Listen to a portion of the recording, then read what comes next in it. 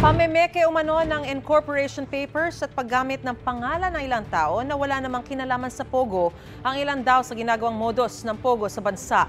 Ayon kay Senador Sherwin Gatchalian, kasama rin sa iniimbestigahan ng mga otoridad ang natagpuang gas vent incinerator sa Pogo Hub sa Porac, Pampanga. May unang balita si Mav Gonzalez. Sa susunod na pagdinig ng Senado sa Miyerkules, pagtutuunan ng pansin ang ni-raid na Pogo Hub sa Porac, Pampanga. Ipinasampina na ng Senate Committee on Women and Children ang may-ari ng Lucky South 99, pati ang may-ari ng lupa dahil hindi sila sumipot nung huling pagdinig. Ito yung landowner para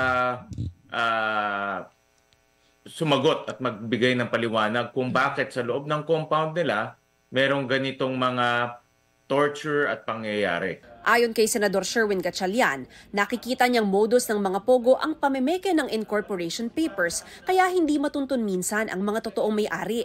May Chinese na sindikato na nasa likod nito, tapos meron silang mga local na mga partners o local na ginagamit. Ito yung mga gumagalaw para makakuha ng permit at papeles. Sabi pa ni Gatchalian, minsan ay gumagamit lang umano ng taong ni walang kinalaman sa Pogo. Halimbawa, sa Bamban Tarlac Pogo, lumabas na mga tindera ang ilang incorporator. Ipinasampina na rin sa susunod na pagdinig sina Bamban Mayor Alice Go at mga kapatid niya. Kapag hindi sila dumalo, maaari silang ma-cite in contempt at ipaaresto ng Senado. Sinusubukan naming kunan ng pahayag si Go pero wala pa silang bagong tugon.